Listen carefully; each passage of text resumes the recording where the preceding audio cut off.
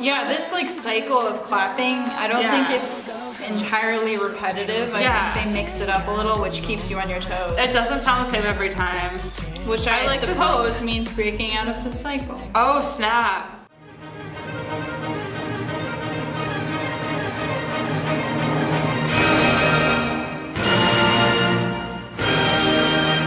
This 2018 release features a member from the boy group EXO and a rapper named Loco.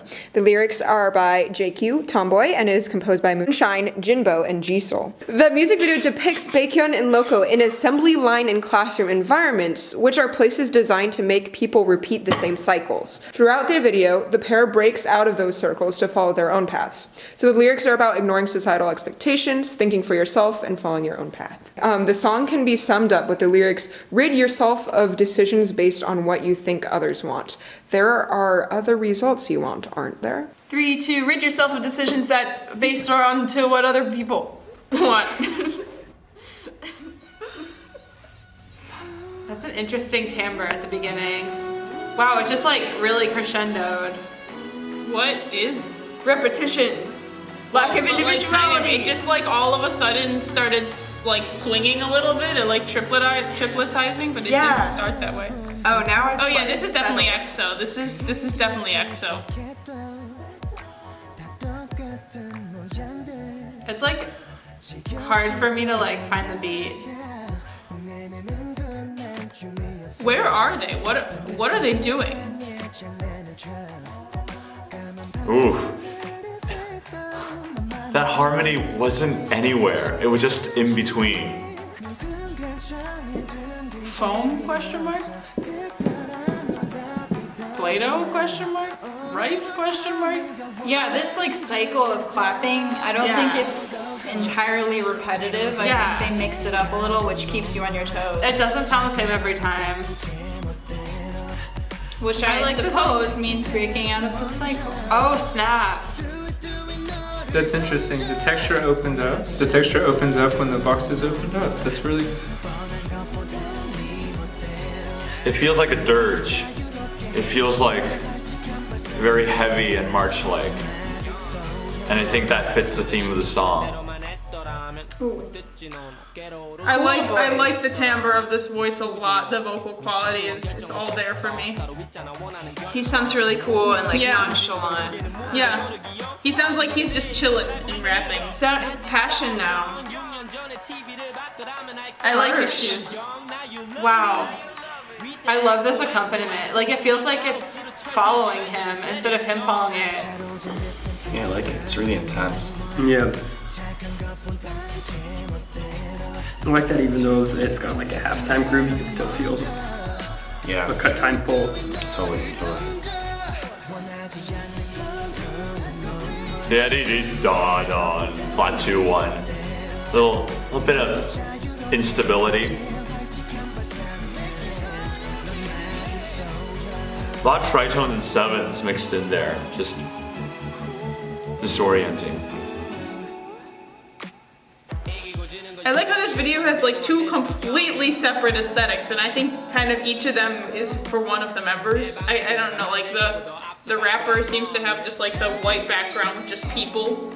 It's like a simple visual thing, and then the singer, there's a lot more going on. He's really singing out. Yeah. The more like abstract breaking out of the cycle, wow. I love this. They seem to have like sparse accompaniment. Yeah.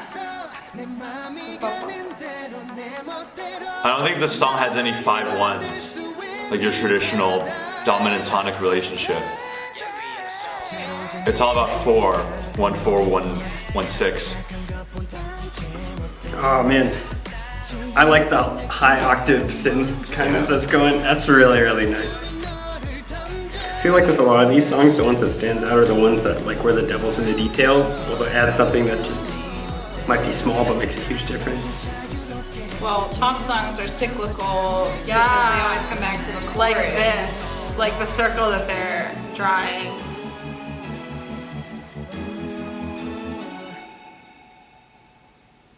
Oh, that last chorus. That last chorus is very suspenseful because it's a minor 7. Get to hear a little bit of an outro.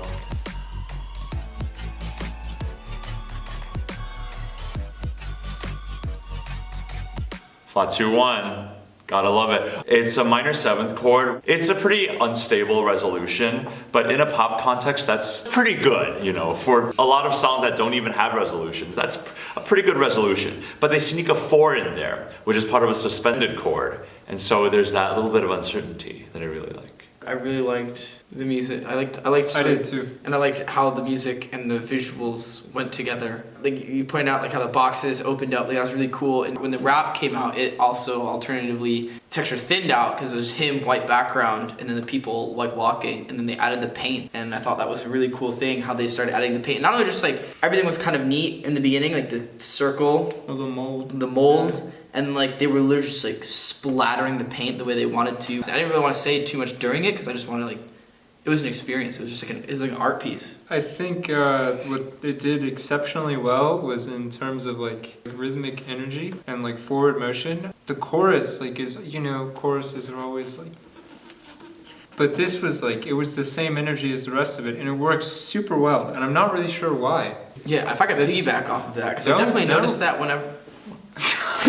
Like, because I definitely noticed that when there was like that scene where they're drawing the circles on the pieces of paper. Something with the melody, it just weirdly made sense. Like it just, it worked really well together. Yeah, no, I really liked that thought. Well, yeah, and that's just like unique in pop music in general. What's really cool is this music keeps creating like unique things that are actually expressive and it's like, what? You know, pop songs are cyclical in that they have, you know, verse, chorus form.